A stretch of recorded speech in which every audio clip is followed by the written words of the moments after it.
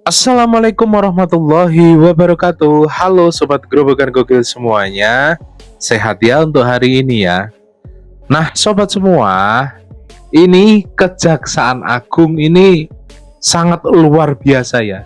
Ini membongkar gudang duit yang ditemukan beberapa tumpukan duit yang ini diduga adalah hasil korupsi dari Pertamina, yakni pencampuran atau pengoplosan Pertalite dan Pertamax.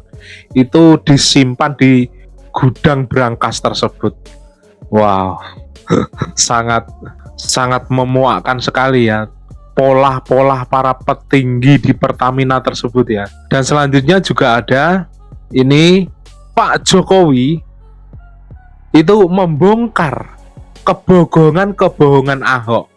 Bagaimana tidak ketika Ahok saat ini mencoba-coba mencari kesalahan rezim, padahal dulu ada jejak digital. Pak Jokowi sudah memperingatkan hal itu kepada Ahok dan pemimpin Pertamina waktu dulu. Nah, tanpa berlama-lama lagi, berikut adalah video lengkapnya. Terbongkar, ini adalah tempat maling-maling itu menyimpan uang. Ini berangkasnya. Dan ini kejaksaan membuka pintu. Coba kita lihat. Ada beberapa petugas TNI dan kejaksaan memasuki ruangan. Oke, ada beberapa kotak dan koper. Itu kejaksaannya, guys. Ya. Astagfirullahaladzim. Uang itu, Pak.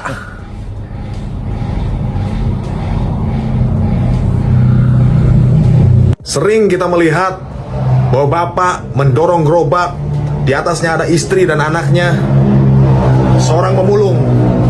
Mereka mencari rezeki halal, ya paling keuntungan mereka atau pendapatan mereka 5 sampai dengan 10 ribu rupiah per kilonya, plastik ataupun besi. Nah, ini ada direktur utama. Anda bayangkan gajinya berapa? Masih maling, masih korup. Kami mendukung penuh pemerintahan Pak Prabowo Subianto membredel maling-maling, garong-garong di negara ini. Ketimpangan yang terjadi sudah luar biasa. Sudah bukan waktunya kita main salah-salahan. Ini waktunya kita bersatu. Korupsi, koruptor di Indonesia harus diberantas. Merdeka. Ada tangan yang berkuasa ikut main, kalau menurut saya gitu loh, di Republik ini. Sehingga waktu Bu Dirut, saya ke sana yang terakhir, Bu Dirut cerita itu ya saya bentak tuh karena memang benar. Diceritai hal yang sama gitu loh. Bu, enggak. Saya enggak mau cerita itu lagi, saya sudah dengar dari Dirut-Dirut sebelumnya. Ya saya belak-belakan memang, biasa. Terus saya ini orang lapangan ya, saya kadang-kadang pengen marah untuk sesuatu yang saya tahu tapi kok sulit banget dilakukan, sesuatu yang gampang tapi kok sulit dilakukan, kok nggak jalan-jalan. Posisi-posisi ini yang harus terus diperbaiki dengan profesionalisme yang Bapak Ibu, saudara-saudara miliki. Setiap penugasan itu harus dihitung konsekuensinya. Di dekatnya lagi ada TPPI, juga sama. Investasinya 3,8 miliar dolar. Juga sudah bertahun-tahun ini, udah sebelum kita udah ada, kemudian ada masalah. Belum jalan-jalan juga. Saya dilantik itu langsung saya ke TPPI loh. Setelah saya dilantik 2014 saya langsung ke TPPI. Karena saya tahu barang ini kalau bisa jalan itu bisa menyelesaikan banyak hal. Ini barang substitusi impor itu ada di situ semuanya. Semuanya. Turunan dari ini banyak sekali yang petrokimia, petrochemical di situ. Tender udah 2 kali, udah bolak-balik diulang-ulang terus. Dan progresnya itu saya ikuti, jangan dipikir saya nggak ikuti. Kita ngerti, 1 dan 2 tadi kita ngerti. Negara itu kita itu pengennya neraca transaksi berjalan kita baik, neraca perdagangan kita baik, impor nggak banyak karena kita bisa produksi sendiri, karena kita punya industrinya, kita punya mesinnya, kita punya bahan bakunya. Kok nggak kita lakukan malah impor? Itu loh yang saya sedih. Karena nanti yang hilang banyak banget ini dari barang ini jadi, yang hilang akan banyak banget itu. Impor-impor tuh hilang, buahnya hilang semua, itu bisa hilang semuanya. Terutama yang berkaitan dengan petrokimia, petrochemical itu banyak sekali. Dan segala turunannya, saya udah ke TPPI udah turunannya sampai segitu banyaknya, saya geleng-geleng betul. Barang kayak gini nggak cepat-cepat dijalankan. Kalau saya 24 jam penuh saya kerjain agar ini segera jalan.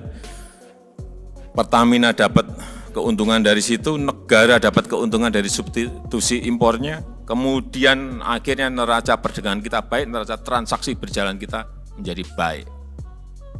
Rampung kita, currency kita bisa anjlok. Kalau ini bisa kita selesaikan. Tidak setiap bulan kita harus nyiapin dolar untuk membayar barang-barang impor tadi. Di PLN juga. Kasus korupsi ini terjadi rentang waktu 2018 sampai 2023. Nah, Ahok 2019 sudah jadi komisaris utama, kan begitu. Otomatis yang namanya komisaris utama sedikit banyak tahu mengenai permainan di dalam. Masalahnya kenapa nggak dibongkar? Kenapa kau baru keluar-keluar sekarang, Hok? Di media sosial kau serang rezim. Ada penguasa yang sedang bermain. Kau di dalam 5 tahun. Bukan cuma 1 tahun. Kalau memang di dalam ada permainan, kenapa kau betah di dalam? Kalau kau memang hatimu menjerit tidak sesuai, ya, tidak sejalan, tidak searah dengan dengan apa yang mereka lakukan, mereka kerjakan, kenapa kau masih di dalam? Jadi perlu kita ketahui, dia harus bertanggung jawab. Karena apa? Begini, ya. Jadi seorang komisaris utama, ini komisaris utama loh, bukan komisaris biasa. Komisaris utama itu memiliki tugas dan tanggung jawab yang bukan ringan, gitu loh, ya. Jadi, kenapa ditunjuk seorang komisaris utama? Komisaris utama itu berfungsi yang pertama, mengawasi kebijakan perusahaan. Yang kedua, mengawasi jalannya perusahaan. Yang ketiga, mengawasi pelaksanaan RJPP, rencana jangka panjang perusahaan, dan RKAP, rencana kerja dan anggaran perusahaan. Yang keempat, mengawasi dan mengevaluasi pekerjaan atau kinerja direksi.